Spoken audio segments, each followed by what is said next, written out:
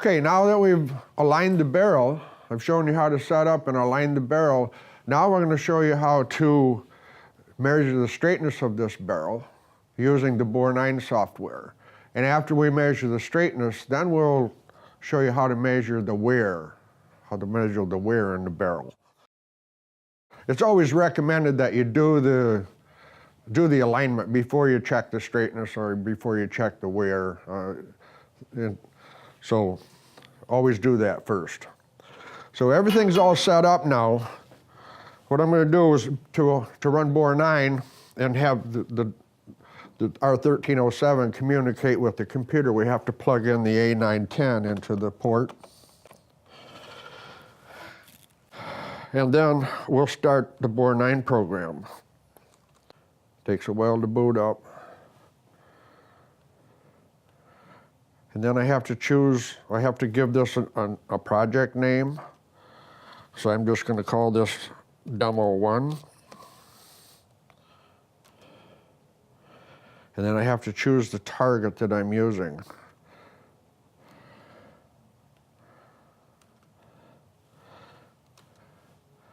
Okay, I'm using an A-510 target. My database ID is 1, which tells me that I'm using the wireless target. I mean, the target's not wireless, but it's wireless from the R1307 to the computer, so it's considered wireless. I'm not going to be using target B.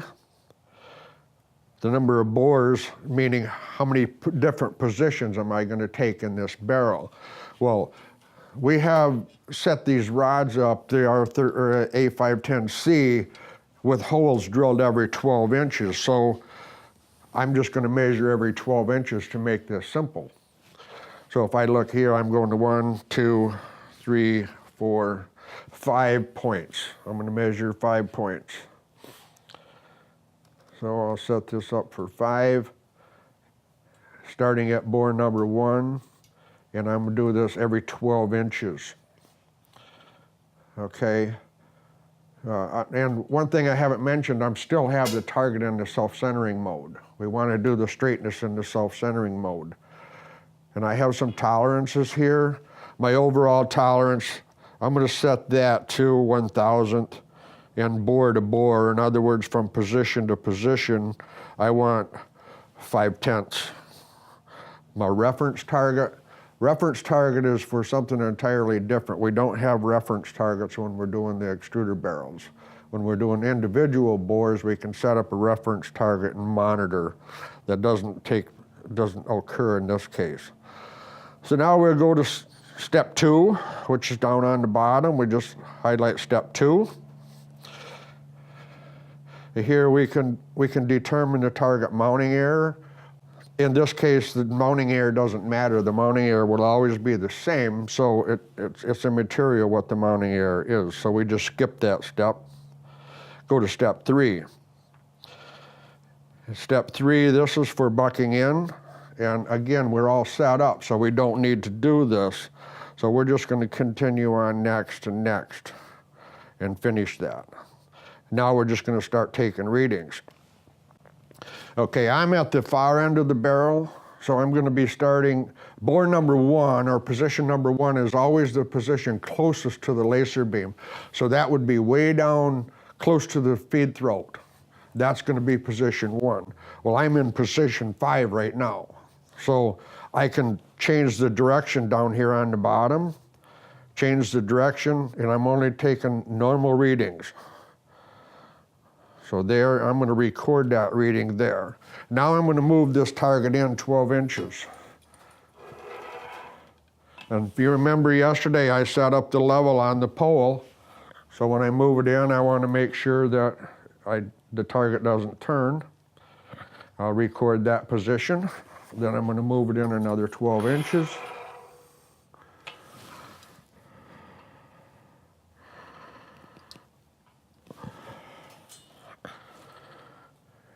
I'm going to record that.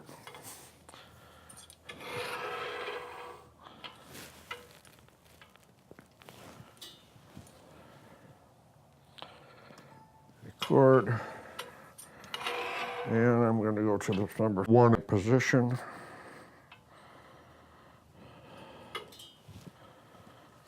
and record that.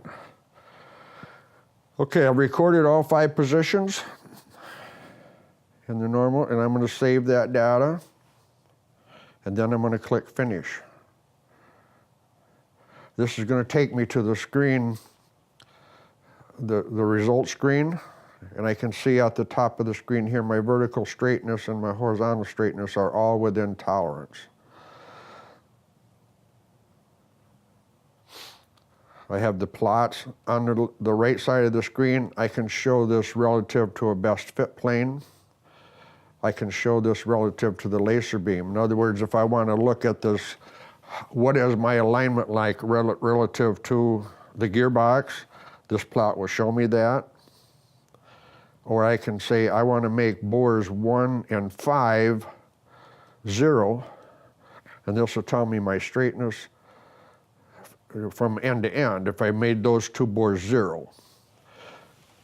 If I do best fit, the best fit is the true straightness of the barrel. In other words, we calculate a best fit plane of all 5 points and draw a line through there, and that tells us what the deviation is from that best fit plane, or best fit line. 1 and 5 are end bores, so I can tell it bores 1 and 5, or I can do it end bores. Or I could say, I don't want to make this 0. I want to make 1 and the middle 0. So 1, 2, I could make bores 5 and 3, 0. And it'll pass that line through those. And then I can see what the straightness is relative to those. So I'm changing the relativeness of what my reference is. My reference can be the gearbox, my reference can be a best fit plane or best fit line, or it can be the end bores or two given bores. So from there, I can view the data. This gives me my data here. This is the data relative to the best fit plane. In other words, I have best fit chosen. When I look at data, it's going to give me the data for the best fit line.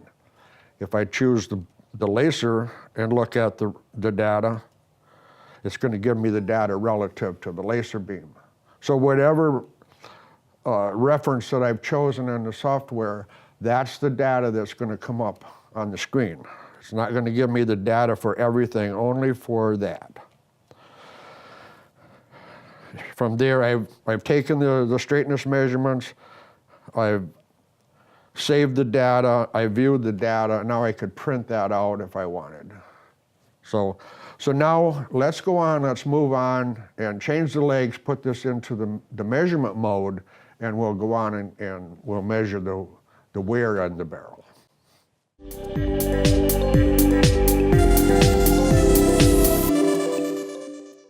All right, I went ahead and removed the pole, the A-510C from the target.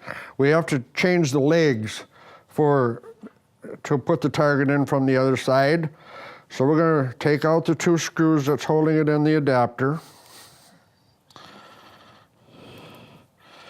Keep in mind that you have to remove the legs before you can get the target out. As you tighten the set screws into the legs, it pushes the legs against the target, so you won't be able to remove it if you don't take the legs out. So I just like to remove the screws first there, and then I'm going to come in from the back side and loosen these set screws and remove the leg. So I'm going to remove all 4 legs.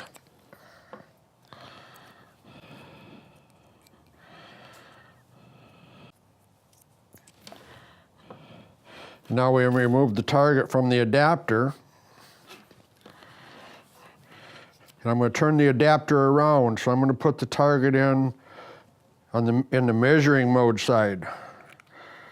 Same way the other one, I put it in there and I want the dowel pin to go into the slot in the target. And then we'll put the 2 holding screws back in.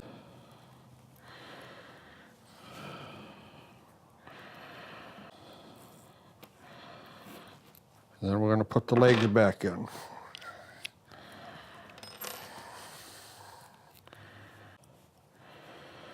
when you put these legs in, tighten the set screw. Always make sure that you have the set screw into the slot. These are slotted on there. Sometimes it doesn't push in quite far enough and you can pull it back out. That's not good. So, okay, now we'll put the A-510 pole back on. And now we're set up now so we can do wear measurements.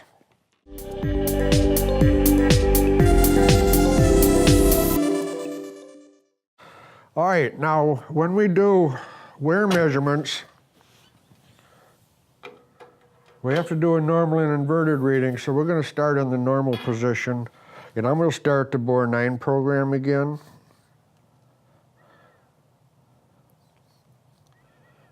And again, now I'm going to give this a new project name, and I'm going to call this Demo 2. Okay, I'm going to select the target again, A510, database number 1. I'm going to do 5 bores, 12-inch increments. Basically setting it up the same way as before, only this time I'm going to use my reference bore. We're going to do bore diameters. So, because when you do this, you normally use an inside mic and measure this end of the barrel and see what that is. We don't really tell you what the diameters are, we tell you what the diameter change is. In other words, I can't just put the target in there and it knows what the diameter is. I have to tell the program what the diameter, the starting diameter is. Then the program will tell me the different diameters based on wear. So I'm going to tell it here the vertical diameter is 2.5 inches, which because we measured it and that's what it is, and so is the horizontal. Okay. Again, I can put some tolerance bands in. This is basically for straightness, but we've already done the straightness. I recommend that you do your straightness checks in the self-centering mode. You'll get more accurate numbers because when we have to rotate the target, we're looking at 8 different points because of the way the target adapter is. So we're not mixing apples and apples, in other words. So. Okay, so I have this set up. Again, I'm going to go to step 2, and the computer is going to calculate the target mounting error at each position, so we're just going to skip this.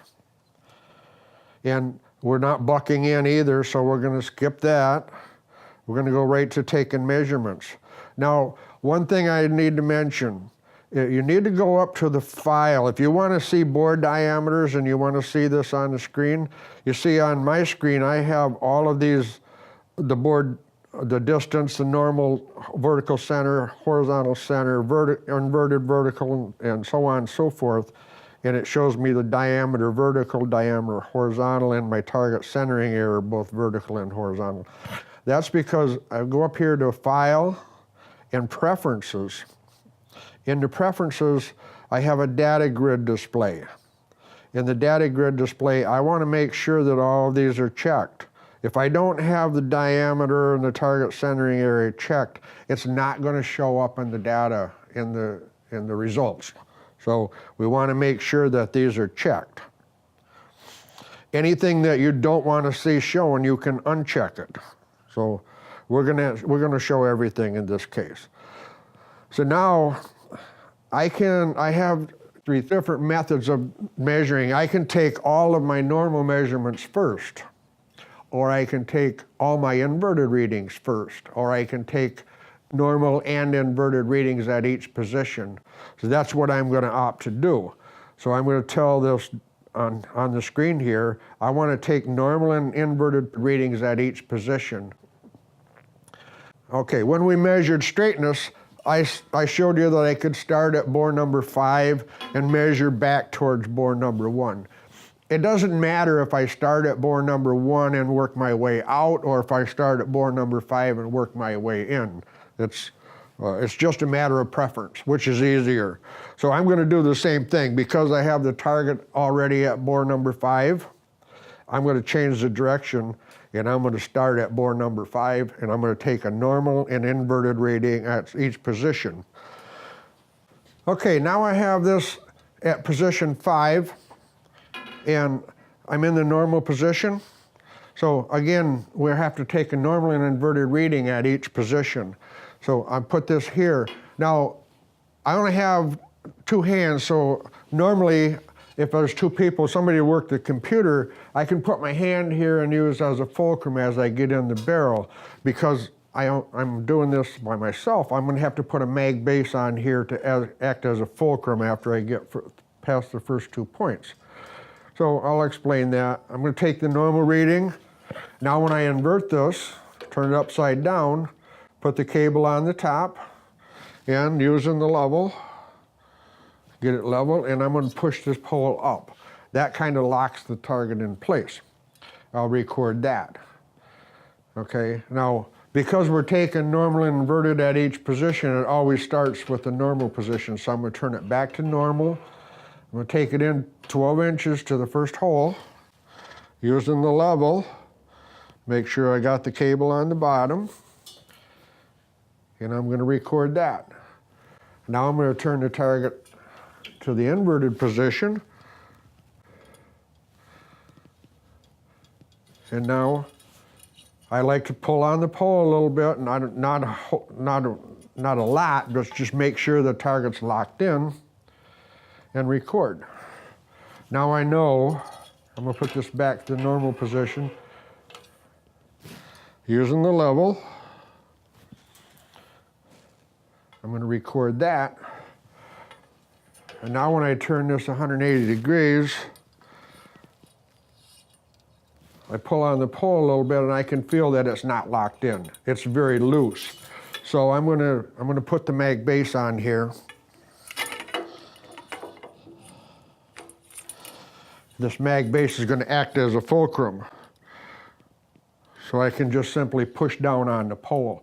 Now I can feel that the target is locked in, and I can record that. Put this back to the normal position, go into the next 12-inch mark, and in the normal position, it'll lock itself in. I don't have to push on the pole, only when it's in the inverted position. So I'll record that. I'm going to return this 180 degrees. Again, keep it level. I'm going to push down on the pole, and record that. Back to the normal position, to position 1. I'm going to record that, and then I'm inverted, push down on the pole, record that. I'm just going to put it back to the normal position so it's locked in. And I'm going to save this data. Okay, now I'm going to click Finish. I have all my data here. This is my straightness data. But if I just go view the data, it doesn't matter if I have the laser chosen the best fit or the bore. When I go to the data, my bore diameters are there. Now, when I do this, I normally don't pay any attention to the horizontal numbers. The horizontal numbers is very hard to get this to lock in right, so we usually just look at the vertical numbers. And this is not 10th accuracy stuff. This is 2 or 3 thousandths for wear or for diameter measurements. Normally when you're doing these things, we're looking for large wear numbers, not a couple of thousandths. So as you can see here, this barrel is pretty good. I have one spot that it shows 2 thousandths over that, which could be that's just the accuracy of the system. So in the same way horizontally, if you look, everything is within 2 thousandths. So That's pretty much the way you take bore measurements or bore wear measurements using this system. You have to do the normally inverted. And I can't stress enough that as you get in there, because you're trying to turn that upside down, the smaller the barrel, the more difficult it's going to be to lock that target in. The bigger the barrel, the more you have to lift the target up and lock it in. But the longer the barrel, the more problem you're going to have also. You're going to have some kind of a fulcrum so you can push down on that pole and lock it in. So with that, let's conclude this and see you next time.